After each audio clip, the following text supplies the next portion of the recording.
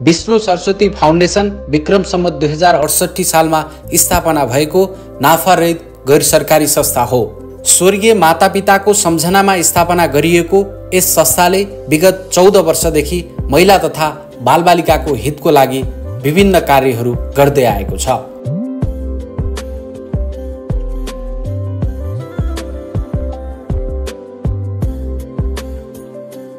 कतिजनाको उहाँहरूको छोराछोरी हुनुहुन्छ कि हुनुहुन्न? बुढाबुढी भएपछि क्याल्सियमको कमी हुन्छ, जिउ दुख्छ, यहाँ त दुध पाइन्छ। यो कपमा चाहिँ जहिले पनि मेरो बुवा आमालाई मलाई सम्झेर तातो तातो दुध हर्लिक्स राखेर खुवाउनु होला है।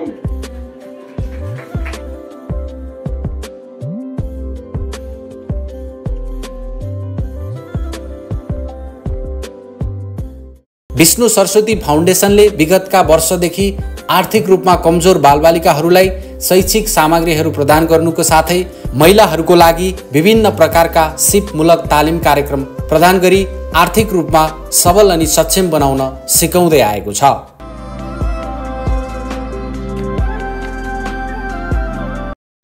पढ्नुपर्छ, पढिसकेपछि ठुलो मान्छे बनिन्छ र आफ्नो संस्कार छोड्नु हुँदैन है।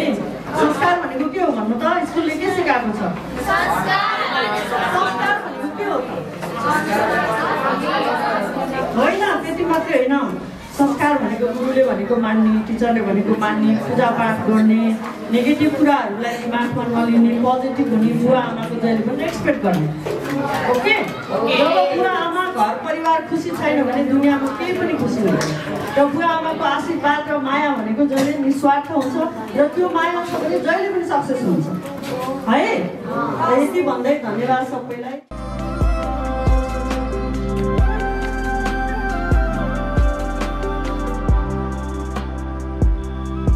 महिला सशक्तिकरण एक महत्त्वपूर्ण विषय भएकाले यस संस्थाले महिलाहरूलाई आर्थिक तथा शैक्षिक रूपमा कसैसँग पनि निर्भर हुन नपरोस् भनी विभिन्न खालका महिला सशक्तिकरण कार्यक्रमहरू गर्नुका साथै महिलाहरूलाई आवाज उठाउन प्रोत्साहन गर्दै आएको छ।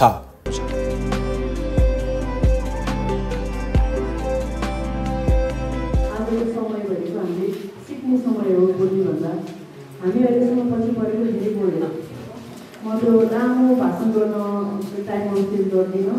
अनि स्टेजमा पनि सबैलाई एकैचोटि गुड नमस्ते भनिसकेँ र हजुरहरूको माया साथ मलाई जहिले पनि छ। जति डाइरेक्ट खानेपुरी, जति गाली गरे पनि म हजुरकै साथीहरू, हजुरकै दिदीबहिनी, म हजुरकै केही समाजसेवा गर्न अथवा सेवा गर्नलाई थम्साइदिएर मन भएको छ। म पनि तपाईँहरूसँगै हिँडबाट हुर्केको मान्छे हो, तपाईँहरूसँगै घाँस तौला गरेको मान्छे हो। मसँग त्यस्तो विचार के छ? त्यस्तै छैन। तपाईँको माया मात्रै हो र मन छ, मन चाहिँ असाध्यै छ। यति धेरै मन छ कि तपाईँहरूलाई अलिकति केही पीडा भयो मलाई भए जस्तो हुन्छ, तर गर्नु पनि सक्नु पर्ने छैन।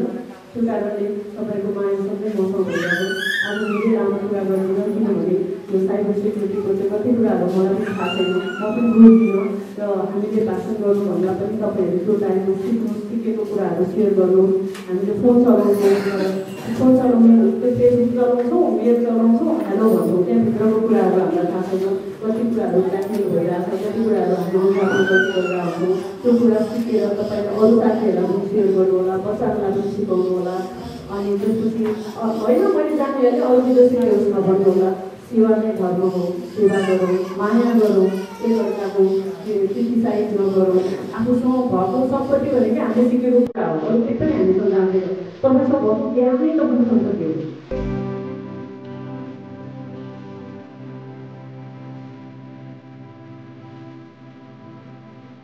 पब्लिक स्पिकिङ सम्बन्धी तालिम गर्नुका साथै क्रिस्टल पोते तालिम, फोहोर मैला व्यवस्थापन तथा पशुपालन जस्ता तालिम कार्यक्रमहरू आयोजना गर्दै आएको छ।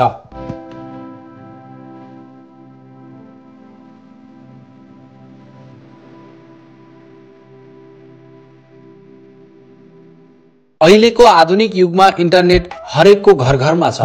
इन्टरनेटले राम्रो उपलब्धिका साथै विभिन्न नकारात्मक प्रभाव पारेका छन्, जसकारण साइबर क्राइम जस्ता कार्यहरू भइरहेका छन्।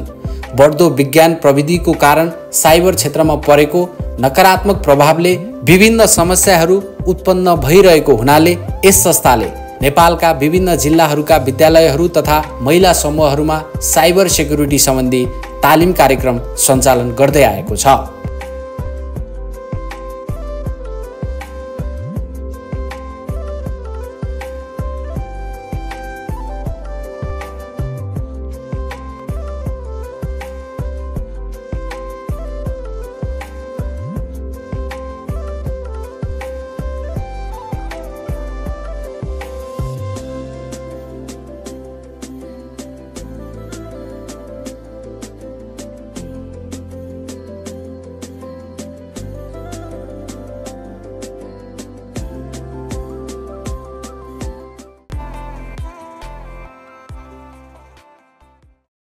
अब आयो आजको साइबर सिक्युरिटीको कुरा। साइबर सिक्युरिटी भन्ने कुरा तपाईहरुले जस्ट फेसबुकमा अनि त्यसपछि इमेलहरुमा अनि च्याटिङमा मात्रै बिताउनु भएको होला, होइन। यहाँ भित्र धेरै थरी कुराहरू छ। ओड नै अहिले एउटा सानो मोबाइलमा छ, संसारै मोबाइलमा छ। तपाईहरु हेर्नुस् त, हामीले हेर्दाखेरि मोबाइल भनेको के, हेलो भन्ने, फोन उठाउने, मेसेन्जरमा पठाउने, मेसेज पठाउने, फेसबुक हेर्ने, ट्विटर हेर्ने, होइन। यहाँ भित्र धेरै थरी कुराहरू छ। संसार यहाँ भित्र बनेको छ। यही मोबाइलले संसार बनिसकेको छ। त्यो कारणले यसलाई हामीले सही सदुपयोग गर्नु पर्यो। यसलाई चाहिँ हामीले नेगेटिभ रूपले लिनु भएन।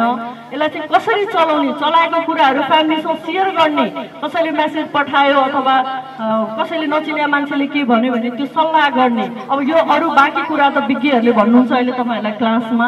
मेरो भनाइ चाहिँ यो आजको क्लासबाट तपाईहरुले राम्रोसँग सिक्नु होला, पोजिटिभ कुराहरू सिक्नु होला। सिकेको कुराहरूलाई तपाईले अपनाउनु होला, यसलाई रेगुलर आफ्नो डे टु डे लाइफमा ल्याउनु होला र अरूलाई पनि सिकाउनु होला। शिक्षा नै सबैभन्दा महत्त्वपूर्ण विषय भएकाले बालबालिकाहरूको लागि गुणस्तरीय शिक्षा प्रदान गर्न विभिन्न दुर्गम क्षेत्रहरूमा रहेका विद्यालयहरूमा शैक्षिक सामग्रीहरू समय समयमा प्रदान गर्दै आएको छ। आर्थिक रूपमा कमजोर भएको बालबालिकाहरूको शिक्षाको खर्च यस संस्थाले बेहोर्दै आएको छ। विष्णु सरस्वती फाउन्डेसनले मलेसियाको तारा फाउन्डेसनसँग सहकार्य गरी बालबालिकाहरूका लागि विद्यालयपछि गुरुकुल स्थापना गरी कमजोर विद्यार्थीहरूलाई पढाउँदै आएको छ।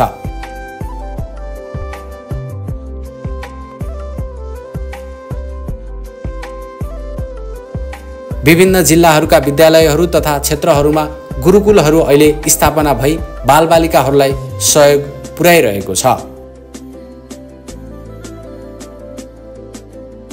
यस संस्थाले श्री बौडेश्वर माध्यमिक विद्यालयका विद्यार्थीहरूलाई जर्सी वितरण पनि गरेको छ।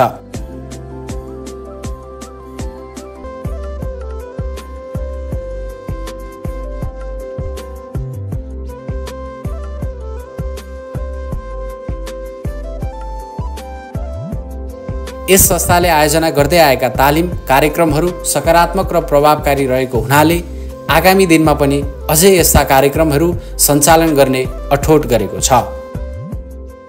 मलाई हेला गरेर बुवा आमालाई मरेपछि चाहिँ व्रत बसेर श्राद्ध गरेर होइन, बाँचुन्जेलले माया गर्नुहोस्, बाँचुन्जेलले उहाँहरूलाई खुसी राख्नुहोस्। यिनीहरू बुवा आमा भनेको जिउँदो देउता हो। किनभने तपाईहरु आफै आमा बाउ बनिसक्नुभयो, तपाईहरुलाई थाहा छ बच्चाप्रतिको फिलिङ के हुन्छ भनेर। बच्चालाई जति आमा, सबैको घरमा भगवान पुग्दैन, त्यो कारणले भगवानले आमा दिन्छन्, बाउ दिन्छन्, आकाश र धरती दिन्छन्। आकाश भनेको बाउ हो, धरती भनेको आमा हो। हामीले त्यति बुझ्यौँ भने जिन्दगीमा कहिले पनि दुःख हुँदैन।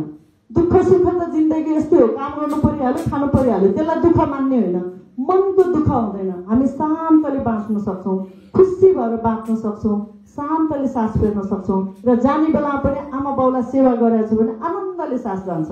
किनभने गाह्रो भनेको सास जाने कुरै हो नि, हामीले त देखेको छौँ नि, हैन।